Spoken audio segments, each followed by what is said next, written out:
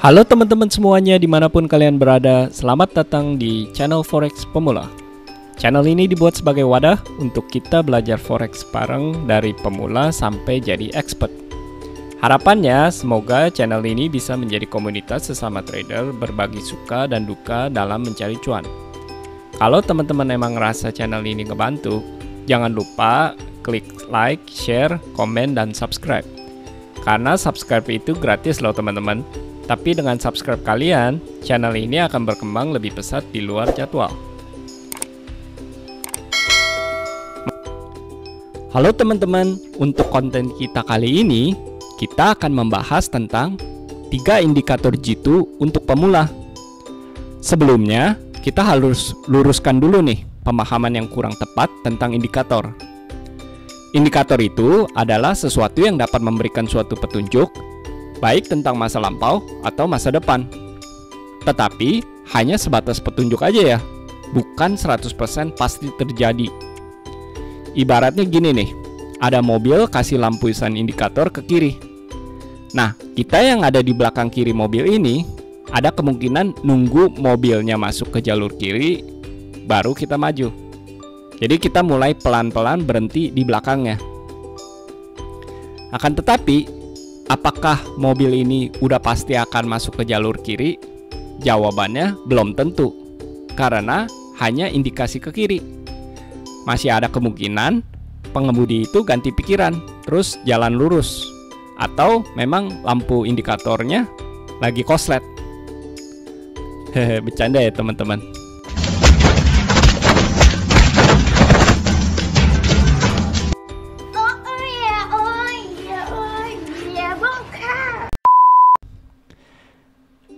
Nah, banyak orang-orang yang anti sama indikator selalu bilang indikatornya nggak berfungsi, lagi koslet, karena telat memberikan signal. Atau ada juga yang bilang alasannya karena indikator itu bisa repaint atau digambar ulang.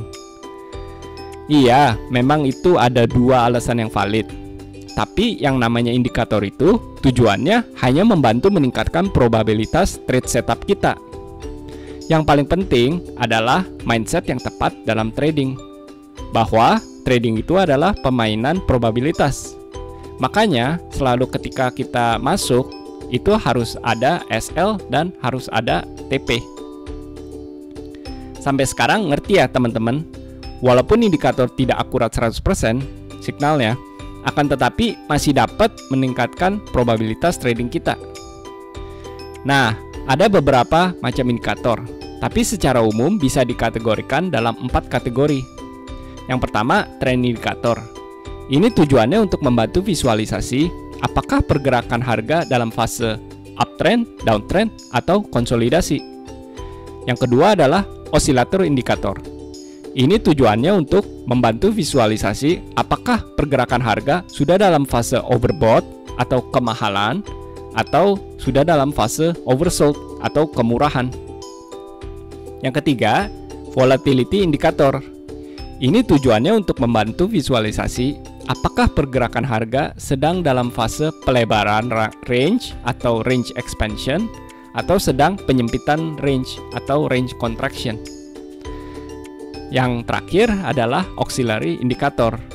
Ini tujuannya untuk membantu visualisasi tentang volume, waktu, sesi, misalnya sesi Asia, Eropa, New York, dan sebagainya. Nah, ini contoh-contoh indikator yang populer dari masing-masing kategori ya teman-teman. Teman-teman pasti udah sering melihatnya. Untuk trend ada moving average, parabolic SAR. Untuk osilator ada MACD, RSI, stokastik, dan sebagainya. Untuk volatility ada ATR, Bollinger Band, dan sebagainya. Dan untuk auxiliary ada time session, volume profile, dan sebagainya. Nah, sekarang di dalam benak teman-teman pasti bertanya-tanya nih, apa sih 3 indikator yang sering dipakai forex pemula? Jawabannya adalah EMA 20, 50, 100, 200, stokastik 18, 18, 8, dan ATR 14 dengan time frame H4. Nah, gimana sih setel indikatornya? Oke, kita langsung aja yuk ke aplikasi TradingView buat demonstrasi langsung cara pakai indikatornya, kapan masuk, kapan entry berdasarkan indikator-indikator tersebut. Oke, teman-teman, kita udah masuk ya ke dalam aplikasi TradingView. Di dalam aplikasi TradingView ini kita menggunakan pair euro US dollar dengan time frame 5 menit. Nah, ini indikatornya ya, EMA 20, 50, 100, 200. Stokastiknya 18, 18, 8. Teman-teman bisa klik di settingnya di stokastik. Ganti di sini 18, 18, 8. Klik OK. Lalu untuk ATR, teman-teman bisa klik settingnya 14. Lalu time frame-nya diganti dari chart ke 4 hour. Oke, lalu klik OK. Nah, settingannya udah begini nih.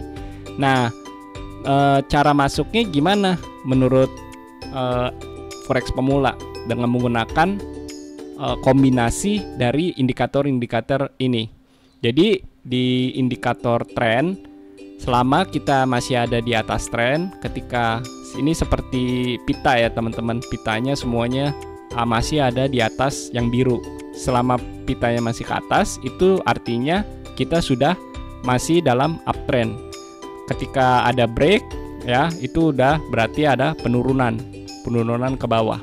Nah, kita masuk ketika ada break di 200, ketika EMA 20-nya sudah derajatnya udah negatif 45 ya, udah ke bawah ya.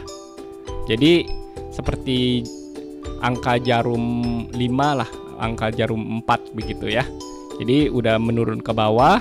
Ketika EMA-nya udah menurun ke bawah dan yang EMA 200 ya sudah ke break, berarti kita mengharapkan penurunan. Dan juga dibantu dengan osilator ya. Osilatornya sudah menunjukkan overbought di daerah-daerah sini, maka itu akan menjadi penurunan. Nah, kita masuknya di mana? Kita masuknya ketika dia break. Nah, ketika dia break EMA 200, semuanya sudah menunjukkan bahwa ada penurunan, kita bisa masuk sell. Ketika kita masuk sell di sini, nah, kita menggunakan ATR sebagai SL kita. Nah, untuk ketika kita masuk di sini, ketika kita masuk di EMA 200 yang break, nah kita lihat ATR-nya berapa? Nah, ATR-nya 237. Nah, kita bisa bulatin ke 25 karena menggunakan spread misalnya. Nah, kita double klik di sini. Kita menggunakan 25.